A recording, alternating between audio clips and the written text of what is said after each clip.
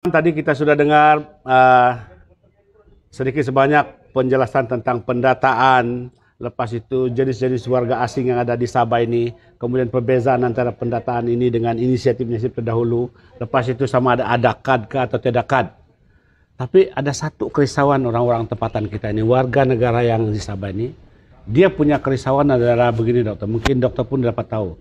Kerisauan dia ini, orang-orang yang kita daftarkan ini, orang-orang yang ada data ini, kalau data dia 500.000 ke 600.000 data yang kita kumpul ini, mereka takut kalau ada di antara mereka ini yang mengambil bagian dalam pengundian, menentukan kerajaan kita pada masa akan datang, dan itu amat bahaya. Jadi apa pendapat dokter tentang itu? Saya setuju dengan kerisauan ini, sebab ini sebenarnya bukan benda yang asing. Ini sudah berlaku.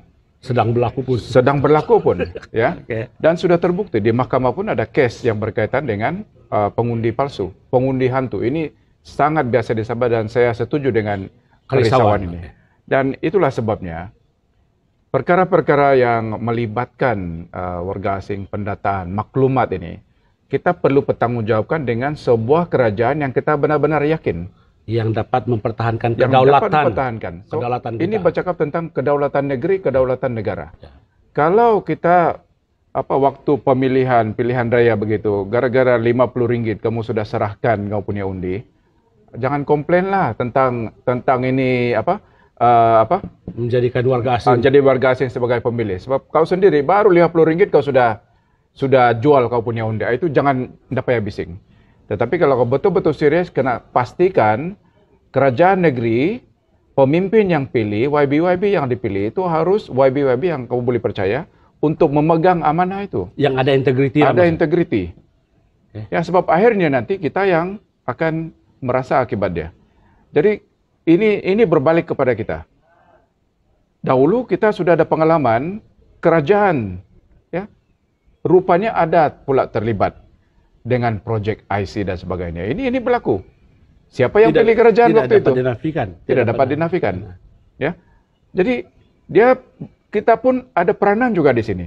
Kita jangan melihat semua ini masalah Datuk Seri Dr. Jeffrey. Ini masalah ketua menteri, ini masalah kerajaan negeri. Tidak. Kita juga ada peranan di sini. Ya, jadi kita kena pastikan kerajaan yang dipilih itu kerajaan yang betul-betul kita boleh amanahkan dengan data-data yang sensitif seperti ini. Terima kasih, dokter. Atau tidak, kita kena pilih. Terima kasih, dokter. Saya cukup paham, saya cukup setuju dengan pendapat itu, sebab pada kita itu sebenarnya kalau data sensitif yang kita kumpul ini jatuh ke tangan orang yang tidak ada integriti, yang tidak dapat mempertahankan kedaulatan negara kita, negeri dan negara kita, itu pasti akan dimanipulasi. Mesti akan dimanipulasi. Ya. Jadi kita serahkan kepada tuan-tuan, pengundi-pengundi semua, rakyat semua. Pilihlah sebuah kerajaan yang betul-betul kita rasa berintegriti, menjaga nama baik, menjaga kedaulatan kita. Dan saya tengok kalau tidak keterlaluan kita katakan apa yang dimulakan oleh kerajaan yang ada sekarang ini di bawah pimpinan ketua menteri kita dan jawatan kuasa menyelesaikan warga asing yang di bawah pimpinan Dr. Jeffrey ini. Kita nampak ada ciri-ciri integriti, ciri-ciri memperbaiki keadaan kita yang sudah menanah, membarah dari dulu ini. Jadi kita harap orang-orang di luar sana dapat membantu. Kalaupun ada bantahan, bantah dengan baik, kita akan perbaiki keadaan ini. Tetapi saya percaya, kalau kita dapat jalankan pendataan dan penyelesaian data-data yang kita kumpulkan ini dengan baik dan tuntas, kita dapat menyelesaikan sekurang-kurangnya sedikit sebanyak mungkin, kalau tidak pun 100%, 90% daripada masalah warga asing yang kita sudah hadapi sejak berpuluh tahun ini. Ya. Jadi saya ingat itu dulu. Terima kasih. Kalau mungkin ada kata-kata terakhir daripada dokter sebelum kita bersurai pada petang ini. Saya hanya mau menekankan ini. Apa-apa tindakan, apa-apa dasar, apa-apa undang-undang yang kita mau buat, kita perlukan maklumat yang cukup, maklumat yang lengkap.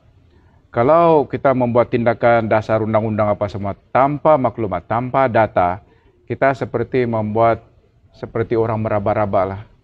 Ya, kita masuk dalam bilik gelap, kita tidak tahu apa di depan kita, apa di atas, apa di kiri kanan kita.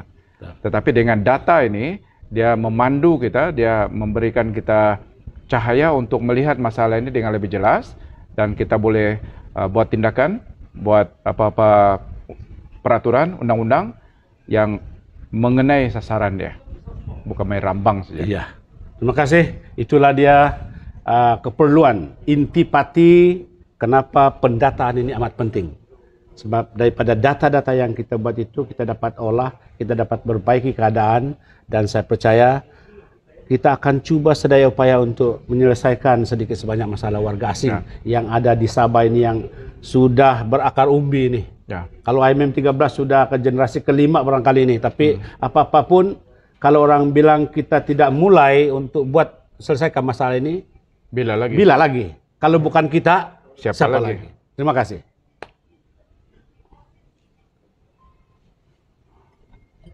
Wah, kita minum.